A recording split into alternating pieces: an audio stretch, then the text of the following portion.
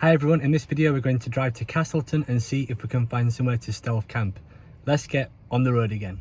We've just stopped for some lunch at this beautiful park up. It's about 20 minutes away still from Castleton, and as you can see we managed to park literally right alongside this stunning view. It's so tranquil and peaceful.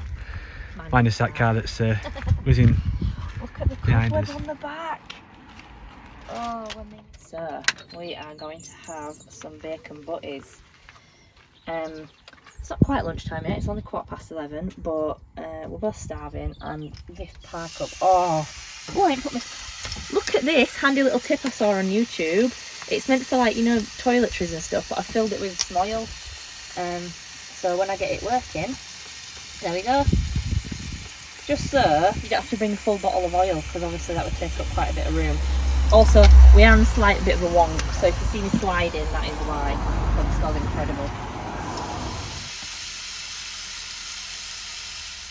Bacon sandwich is complete. One of the camper van essentials that I found that we need is this little heat-proof mat. You can get them in all different combinations. This one perfectly fits our little 1 litre whistling kettle. Just because, obviously, when you cook, sometimes if you've got both things on the hob as well, or both hobs in use, you've got nowhere to put things like kettle or hot pans and stuff. And you don't want to melt your worktops or put it on the floor or anything like that. So I think this was about 40p or maybe a little bit more from Temu. You can get them everywhere. In fact, I might even buy some more. The cup of tea and bacon sandwiches fueled us up, so we were on the road again to Castleton. The road was very scenic but slightly scary, as we were both fairly new to driving a van. We settled on this paid car park in Castleton itself and began our hike.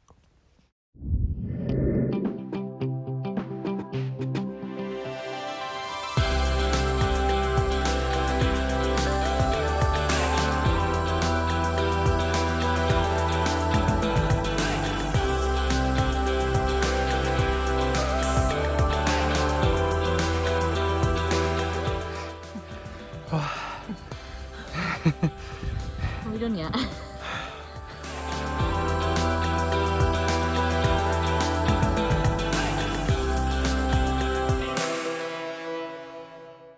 So we've walked up to Mamtor, and now we're walking back down on what is informally known as, what I know it as Broken Road, and you can see why it's called Broken Road, because that was the road, and it's very broken.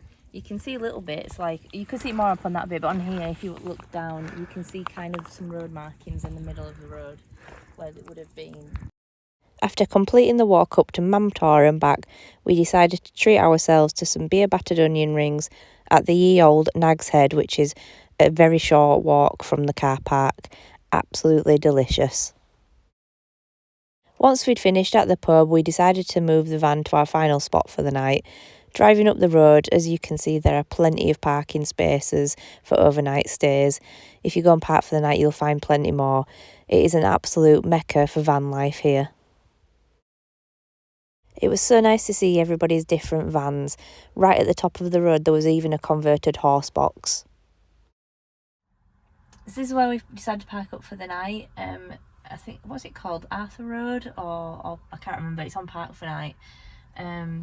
There's absolutely tons of motorhomes. We've walked up and down all the way to the top where there's a little turning circle for buses. It is a little bit, this bit's the flattest bit, I think, so I didn't really want to drive all the way up there and to be parked on a slope.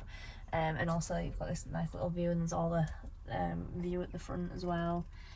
And also we're just really tired, and we want to settle in for the night, rock and roll.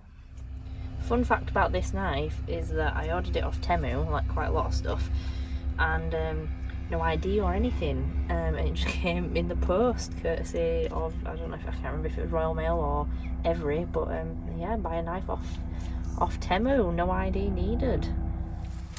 Jamie laughs at my diddy pans. These are also off Temu, like literally everything's off Temu. And then this and this, they stack together, and they've got a nice cute little lid. And it came with some like random bits, one of them which I'm using as a tea bag holder. I think it's meant to be an egg poacher, but it's a bit too big for the pan. And then I think there's some like rice scoops or something, I'm not really sure. But who's laughing now because this is cooking? I shouldn't have put the powder in first, but for convenience's sake, I just put in the powder with the chicken, so I'm claiming it's been marinated. Step 2 is to add some coconut milk. Look at that. Full tin. Pretty much full tin. I probably shouldn't have put the full tin in. It'll taste nice. Maybe. At least it's well lubricated. The beauty of the ridge monkey is you can cook all sorts of things in it, but this is what it's kind of made for, is toasting. I think the little one is specifically for toasties.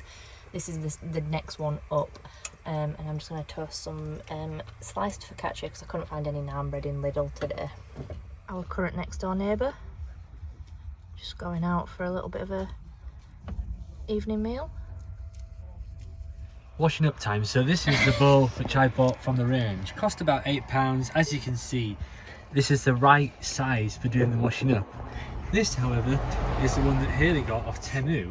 Can we just say that we're not sponsored by Temu? If Temu want to sponsor us, I'd be very happy with that. We're not sponsored by Temu, but how on earth are you meant to do the washing up in that? It's become a verb. I was Temu'd. It looked a lot bigger on the foot. Said the nun to the bishop. You could maybe do one mug in that and then one mug at a time, whereas this one from the range, a solid washing up bowl. 9 out of 10, 3 out of 10. So we've just finished this tea. We've got some pick and mix and a brew. And I'm absolutely knackered. I haven't stopped, so it's good to finally sit down for 5 minutes and enjoy this cup of tea. Finally, we got settled in for the night and watched a film. We watched Death Proof. I'd never seen it before. It's a bit of a strange film, but overall enjoyable. Good morning, everybody. Good morrow. How did you sleep last night? I slept very well. I think this mattress topper is actually more comfortable than our own bed. The only issue we had, or I had, is that the people behind us here, they were up till quite late talking to the van behind them about their drones, cameras, stargazing, smoking weed. So that was slightly annoying, but which is acceptable to a certain time, but this was what, about 10, half 10? All right, Grandad. And they were talking really loud. But it wasn't so much a thing, is that they was talking really loud. Like, if you were quiet, that's no problem, but you know, just they were really loud. We're at Ladybower Reservoir now, which is beautiful, and we've parked at Bridge End Car Park. It's £2 for 2 hours. It does only take cash, coins specifically. There is no card facility or anything like that. So, Ladybower Reservoir, I remember this from school. I kind of remembered it, but this sign has just confirmed it for me. So there did used to be a village here in the reservoirs, and they flooded it. Well, they demolished it all first and then flooded it to make the reservoir. So it's kind of bittersweet in a way that people used to live here, but now they don't. I was told in primary school, which is very not true according to this, that when the water drains out, you can actually see the remains of the houses and stuff, but you can't, because it does say that they were completely demolished to protect the purity of the water. So we're on our walk and we've come across this old telephone box, and I thought, oh, it's probably going to be an honesty shop or something, because that's what they are these days. But it's still an actual phone. I know it's a bit dirty. It doesn't smell like pee like normally the ones do. Someone's left a coffee cup, but you can still make calls using a credit or debit card, or you can reverse charge the calls. If anyone from the early noughties, RAVSRE, 0800 RAVERSE, used to do that all the time to get my mum to pick me up from town. So, how would you rate Castleton as a stopover? Really good. Out of numbers, 10. Not much to dislike, really. It's very friendly for campers. It's very friendly for campers. It was very clean and tidy, and let's try and keep it that way so it doesn't get shut down or anything like that. People were friendly. There's toilets and things like that in one of the main car parks, and it was very, other than the guy who was stood talking behind our van, which, reading all the reviews on Park for Night, that's not usually the case. It is a very, very quiet park up, so yeah, I really enjoyed it. I would definitely do it again. Yeah, just obviously if you do decide to do it, make sure that you pick up your rubbish after you stopped over, which everyone seemed to do. Everyone was really respectful. There wasn't any rubbish on the floor. Everyone was really clean and really tidy. Just be mindful of the people camping there, and you'll have a good time like what we have.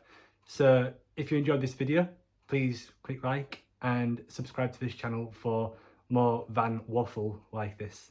And also other holidays. And other We holidays. just like going on holiday.